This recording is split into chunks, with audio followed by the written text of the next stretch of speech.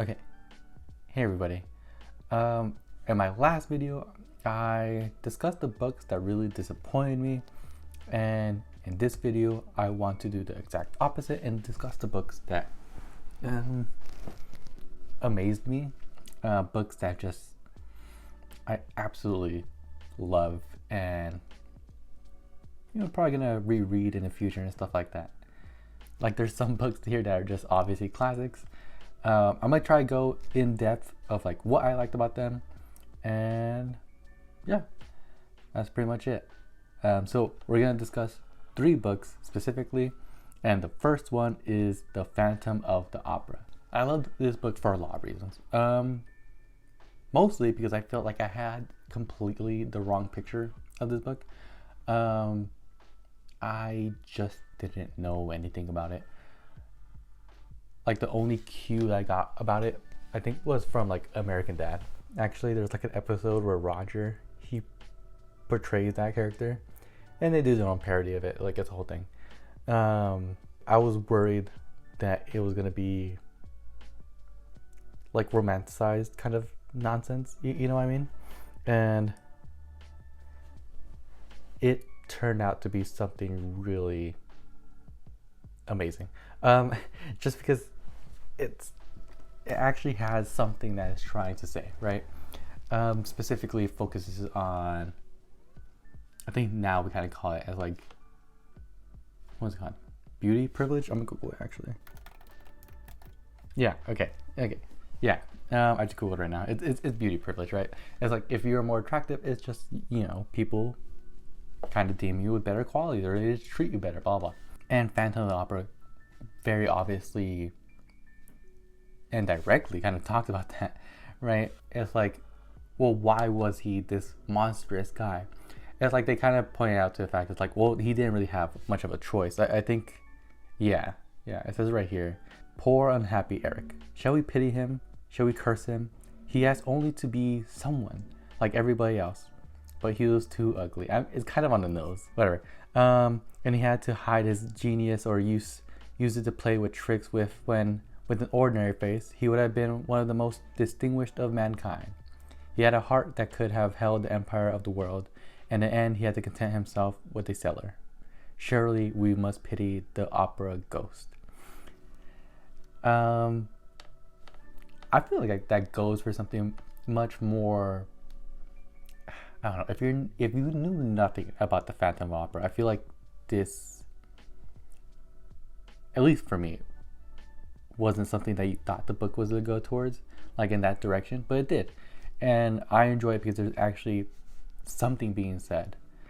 And again, I just thought, I've always heard that was a bunch of like romantic stuff, and that didn't make any sense to me. Like how that connection seems, I don't know if that's the best word, but inappropriate. Like, why would that be okay, kind of thing? And they don't, besides argue, this is debatable, right? Obviously. It does want us to pity him, but at the same time, it has shown so much wrong that he does, where it's like, it's hard to really, I don't know. If anything, it at least adds to the controversy and makes you want to discuss it. I think that just makes the book ever so more important. Because even in a broader sense, you could talk about like justice, and because like this book actually could prompt that conversation. It's like, well, if someone is affected by these, cultural logics or whatever, and they therefore behave in a certain way because of them, then who's to blame? And it's just, I don't know. I didn't expect to actually even consider those things, and yet Phantom of the Opera really does push towards that direction, and it is a classic for a reason, and I absolutely loved it. And other one that I really liked is The Call of the Wild. This one I like a lot for one basic reason, and it is the environment? No, that's not the right word. Okay, I got it.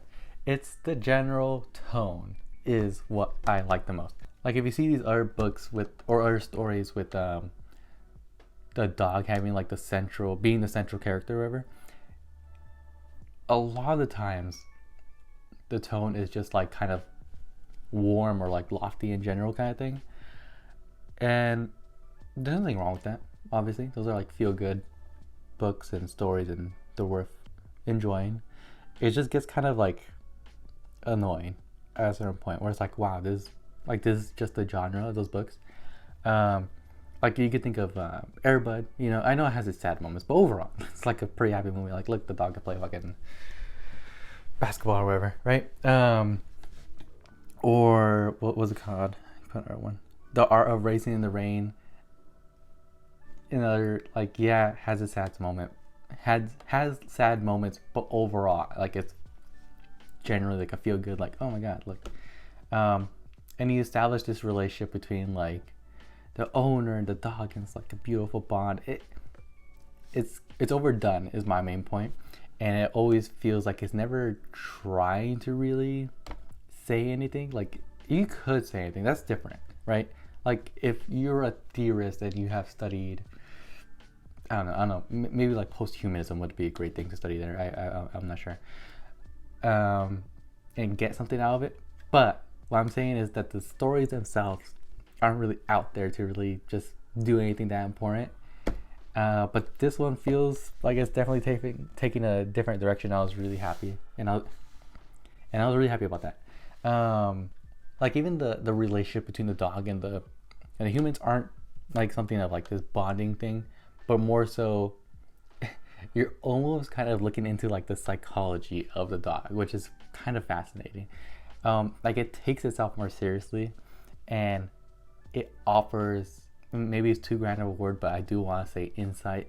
Like, it's something about it is actually worth reading, and quoting and just thinking about. I'm gonna quote one of my favorite lines right here. There is an ecstasy that marks the summit of life, and beyond which life cannot rise. And such is the paradox of living. This ecstasy comes when one is most alive, and it comes as a complete forgetfulness that one is alive. This ecstasy, this forgetfulness of living, comes to the artist caught up and out of himself in a sheet of flame. It comes to the soldier, war mad in a stricken field and refusing quarter, and came to Buck, leading the pack, sounding the old wolf cry, straining after the food that was alive and that fled swiftly before him through the moonlight. Like, I don't know. I mean, you're talking about life, like in the experience of it. When you're talking, and this book is about to be like about this dog, like, you know, in a wolf pack, and the experiences that he's going through. Like, you just don't expect that from this genre anymore, at least. And I absolutely loved it. And the other one, and this is the final one, and I'm just putting this in here because I feel like I don't want to talk too much about just fiction books, right? And this one's more of a non-fiction. It's like a collection. Let me say what book it is first. It is Freedom is a Constant Struggle by Angela Davis. I don't think she wrote it, but I think it was composed from interviews and stuff like that, and speeches, and just put together kind of thing. But either way, obviously it's Angela Davis's voice. And I loved reading it, just because one thing about Angela Davis that I really love is that she is surprisingly optimistic. And that's such a hard stance to take, because people really are against being optimistic. Like I don't know what it is, but there's like an obvious cultural logic where it's like being optimistic is just the ridiculous thing to do. Now, I'm not saying like go overboard and like just think that the world will get better like that, you know, but at least think that something is possible, you know, because it is. Like, let's just look at this quote. It's a long one, so sorry. Unless you like her work, then you're welcome. So it says, progressive struggles, whether they're focused on racism, repression, poverty, or other issues, are doomed to fail if they do not also attempt to develop a consciousness of insidious promotion of capitalist individualism. Even as Nelson Mandela always insisted that his accomplishments were collective, always also achieved by his comrades, the media attempted to sanctify him as a heroic individual. A similar process has attempted to dissociate Martin Luther King Jr. from the vast numbers of people who constituted the very heart of the U.S. freedom movement. It's essential to resist the depiction of history as the work of heroic individuals in order for people today to recognize their potential agency as part of an ever expanding community of struggle. Like, honestly, how is that not an important message to keep in mind? Genuinely, I wish that was kind of more widespread, especially here in America, or really wherever there's a democracy. I know calling America a democracy is somewhat debatable, but let's not be completely, I guess, bashful towards our democracy. We do still have a democracy, and if it's going to matter, then people have to know that it does matter. And that means that they have to be willing to do something, that they have to know that what they say and think actually might contribute to the politicians that we have and the policies that we have to live with. Main point, people have power. And I think that's kind of nice. Kind of, because, you know, it's a whole thing. But I don't know. I love Angela Davis. I don't want to preach, you know what I mean? I just think this book is great, and all her artwork is pretty phenomenal too. I forget which one. I think, oh my god, did she write that? Wait, I'm gonna check. Before I say something stupid. Yeah, she also wrote Our Prison's Obsolete, if you want like an art suggestion. That one's pretty fascinating. So what do you think about these books? Have you read any of them? Do you find that you might read some of them because of this? Obviously, comment down below. Do you enjoy reading the comments still? Yeah. Have a good one.